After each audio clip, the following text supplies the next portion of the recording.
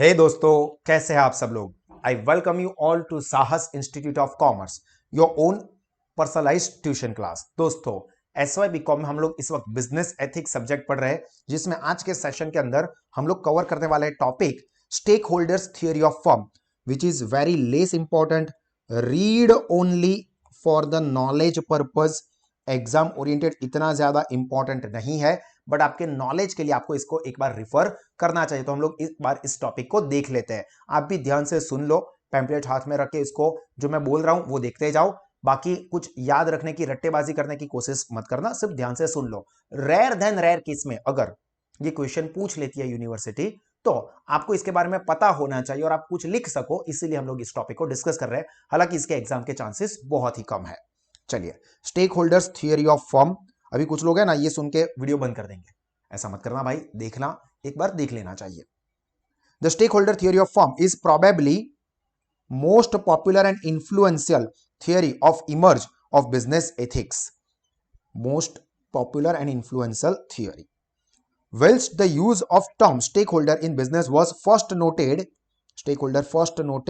in 1960s, the theoretical approach was in the main developed and brought forward by Edward Freeman in 1980s. Unlike the CSR approach, which strongly focuses on corporation and its responsibilities, the stakeholder approach starts by looking at the various groups to which corporation has responsibility. मतलब जो अलग अलग group के प्रति business की जिम्मेदारी है, अलग अलग स्टेक होल्डर्स के प्रति, उसको यहां पर देखता है।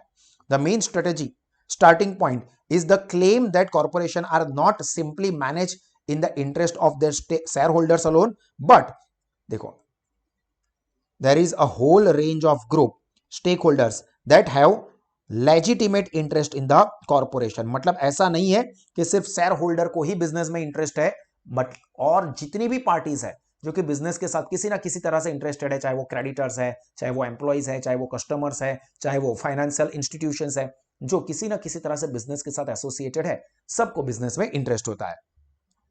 Although it's the basic premise in simple and readily understood, there are numerous different definitions as to who or what constitutes a stake holder. Some of them, so ये तो कुछ काम का नहीं है। मतलब स्टेक होल्डर के अंदर क्या क्या चीजें आती है, उसके कौन कौन पार्टीज आती है, उसके लिए बहुत सारी इंफॉर्मेशन है, ये कुछ काम का नहीं है। The range of definitions make it difficult to get generally agreed upon idea of what stakeholder actually is। मतलब इससे अपने को क्लियर पता नहीं चलता है कि स्टेक होल्डर एक्चुअली में कौन है। हमको क्या याद रखना है, स्टेक होल्डर मतलब बिजनेस के साथ डायरेक्टली या इनडायरेक्टली एसोसिएटेड पार्टीज, जिसका बिजनेस के अंदर कोई ना कोई इंटरेस्ट होता है। However, Freeman's original idea of stakeholder focused on any group or individual who can affect or is affected by achievement of organizational objective। ये आंसर में आना चाहिए। ये मेन है कि भाई कौन होगा स्टेक होल्डर, तो जो बिजनेस के ऑब्जेक्टिव, देखो बिजनेस के ऑब्जेक्टिव से मतलब काम करने से अफेक्ट होता है, या जो बिजनेस को इफेक्ट करता है। ऐसी पार्टी जो कि बिजनेस को इफेक्ट करती है, या जिस पार्टी को बिजनेस की वजह से इफेक्ट होती है, वो सारी स्टेक होल्डर में आ जाती है। ऐसा मैंने नहीं कहा था, किसने कहा? फ्रीमैन ने। To actually determine who is a specific situation can be considered as stakeholder, Evan and Freedman suggest we can apply two simple principle. पहला, टू सिंपल प्रिंसिपल मतलब कौन हम मानेंगे कि ये स्टेक होल्डर है, तो उसके लिए पता करने के लिए दो प्रिंसिपल को अप्लाई करो यहां पर। पहला, first is the principal of corporate right, which demands that corporation has obligation not to violate the right of others। मतलब जिन लोगों के राइट्स आपको वायोलेट नहीं करना है, वो सारे के सारे यहां पर stakeholder. And the second, principle of corporate effect, मतलब जिन लोगों को बिजनेस से इफेक्ट हो रही है वो, for the effect of their action on others. Company के काम की वजह से जिन पार्टीज को, जिन लोगों को इफेक्ट हो रही है, वो सब यहां पर स्टेक होल्डर माने जाएंगे। ठीक है, तो ये दो कंडीशंस है या दो सिचुएशंस है जिससे हम लोग डिसाइड कर सकते हैं कि क्या ये पर्टिकुलर पार्टी स्टेक होल्डर में आएगी या नहीं आएगी। In the light of these two basic principles we can define the stakeholder in this slightly more precise way. A stake holder of a corporation is an individual or group with either is harmed by or benefits from the corporation or whose rights can be violated or have to be respected by the corporation, उसको हम लोग बोलेंगे stake holder. बहुत ही important चीज है और properly mention किया हुआ है, तो ये आपके आंसर में खास आना चाहिए। जिसके राइट को वायलेट, जिसको हार्म होता है या जिसको बेनिफिट होता है, जिसके किसी ना किसी राइट को हम वायलेट करते हैं, या जिन लोगों के राइट्स को हम लोगों को रिस्पेक्ट देनी है, हम लोगों को मतलब कंपनी को, वो सारे के सारे stake holders. This definition makes clear that the range of stake holders differ from company to company and even for the same company in different situation, task and project. Obvious सी बात है, क्योंकि अलग अलग काम से या अलग अलग कंपनी में इंटरेस्टेड लोग या जिनके राइट्स अफेक्ट होते हैं या जिनको हार्म होता है, वो सब अलग अलग होते हैं। Using this definition, it is not possible to identify a definitive group, मतलब एक fix group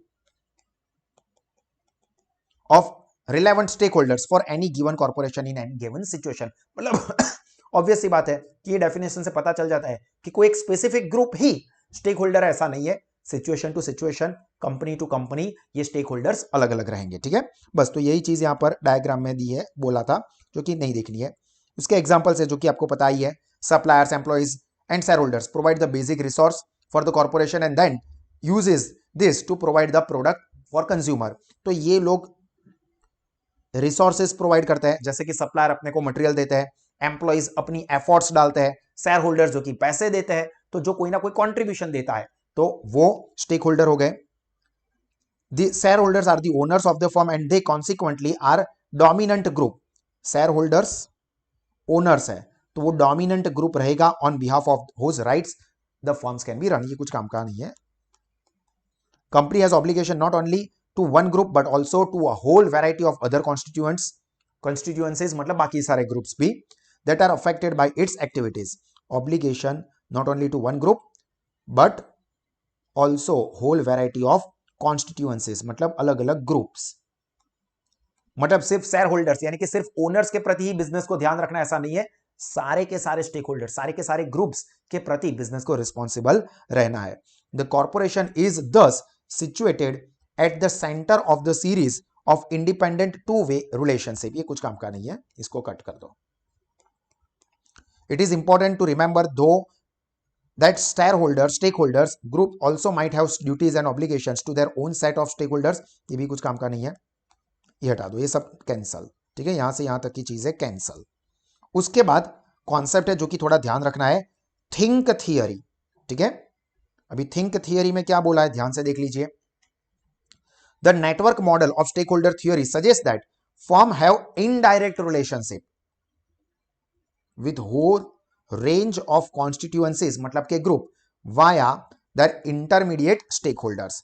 To what extent should corporation also have to respect the rights of these indirect stakeholders? Think for example about the case of company's supply chain and all the different tiers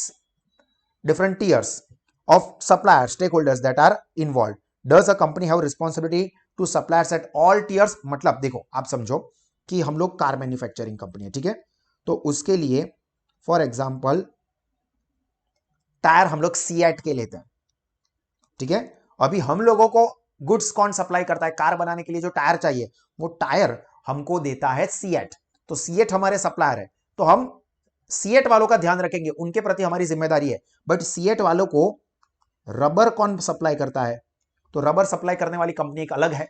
अब यहां पर देखो, अगर ये rubber supply करने वाली company ही problem में होगी या कुछ गलत करेगी, तो ऑब्वियस है कि सीएट के टायर्स भी प्रॉब्लमेटिक बनेंगे, तो हमारी गाड़ी भी प्रॉब्लमेटिक बनेगी। तो अभी अपना प्रॉब्लम ये है कि हम किसको ध्यान में रखेंगे, हमारी रिस्पॉन्सिबिलिटी कितने सप्लायर्स तक रहेगी, हमारे मेन सप्लायर्स क्या, या आगे जो पूरा टीयर्स है, पूरी चेन है, रबर कहां से आता है, उसके सप्लायर, फिर वहां वो कहां से लेते हैं, वो सप्लायर्स, तो कितने सप्लायर्स तक बिजनेस की रिस्पॉन्सिबिलिटी रहेगी, ये चीजें कंसिडर की जाती है। वाई स्टेक होल्डर्स मैटर, क्यों स्टेक होल्डर इंपॉर्टेंट है, ऑब्वियसली कि स्टेक होल्डर जो कि बिजनेस के साथ किसी ना किसी तरह से इन्वॉल्व है, तो उन तो इंपॉर्टेंट ही रहेंगे ना। लाइक फॉर एग्जांपल मेरे लिए स्टूडेंट्स है, स्टूडेंट के पेरेंट्स है, टीचर्स है, टेक्निकल टीम है, तो ये सब मेरे लिए इंपॉर्टेंट है।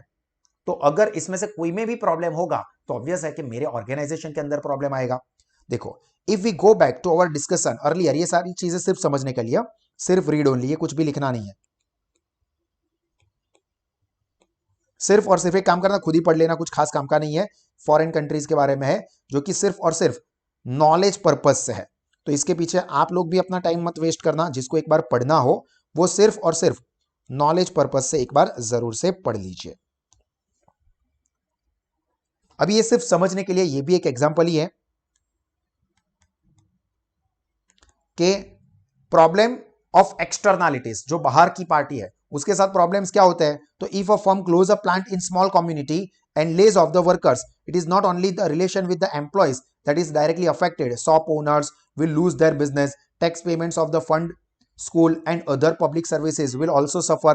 But since the company has no contractual relation to these groups, the traditional model suggests that these obligations do not exist. मतलब कि फॉर एग्जाम्पल बहुत थोड़ा दूर का सोचना है कि हम लोग हमारी सोशल रिस्पॉन्सिबिलिटी नहीं देखते हैं, जहां पर लॉस हो रहा है, जहां पर बिजनेस ऑपरेशन प्रॉपरली चल रहा है। फॉर एग्जाम्पल गांव के अंदर हमने एक सेटअप किया, एक कंपनी एस्टेब्लिश की है, अभी वहां पर अच्छा नहीं लग रहा है तो बंद कर देते हैं, तो वहां पर के जो एम्प्लॉइज है उनकी जॉब चली जाएगी। वो कंपनी के आसपास जो छोटे छोटे फॉर एग्जाम्पल चाय की टपरी है या ऐसे कुछ चीजें स्टार्ट हुई थी वो बंद हो जाएगा, उनकी भी जॉब चली जाएगी। जो टैक्स गवर्नमेंट को पे हो रहा था वो गवर्नमेंट को टैक्स पे होना बंद हो जाएगा। गवर्नमेंट उस टैक्स से फॉर एग्जाम्पल कोई गवर्नमेंट हॉस्पिटल चला रही थी या कोई गवर्नमेंट स्कूल चला रही थी तो वहां पर प्रॉब्लम आ जाएंगे। फिर जो लोग अनएम्प्लॉयड है वो दूसरी जगह पर शिफ्ट होंगे तो वहां पर पॉपुलेशन डेमोग्राफी उसका प्रॉब्लम आएगा। तो मतलब ये प्रॉब्लम बहुत लंबे होते हैं। हालांकि ट्रेडिशनल क्या कहता है, भाई इतना लंबा अपने को नहीं सोचना है, जबकि कुछ कहता है कि नहीं भाई अपने को सोचना है, हमारी सोशल रिस्पॉन्सिबिलिटी है, अगर हम बंद कर देंगे तो बहुत सारे प्रॉब्लम्स आएंगे, तो भाई चलो लॉस में भी हम लोग चलाएंगे। वो डिपेंड करता है बिजनेस की सोच के ऊपर, ठीक है। तो ये सिर्फ रीड पर्पज से था, जो कि यहां तक आप लोगों को सिर्फ पढ़ना है आपकी मर्जी के हिसाब से, ठीक है। जब भी टाइम है, इंटरेस्ट है, then read it, otherwise exam point of view से ये सारी चीजें आपको लिखने की नहीं है, ठीक है। तो यहां पर दोस्तों हमारा ये टॉपिक जो स्टेक होल्डर्स थियरी था वो कंप्लीट हुआ। कुछ चीजें सिर्फ जानकारी के लिए, नॉलेज पर्पज से काम की थी, जिसके बेस के ऊपर अगर शायद क्वेश्चन आता है तो आप इलेबोरेशन कर सको यानी कि लिख सको। और इसी तरह के और एक्स्ट्राऑर्डिनरी एजुकेशन कॉमर्स स्ट्रीम के कोई भी कोर्स के लिए आप या आपके फ्रेंड्स लेना चाहते हैं तो सबको सजेस्ट करें गूगल प्ले स्टोर से सास स्मार्ट स्टडीज ऐप को सब्सक्राइब करने का। जय हिंद।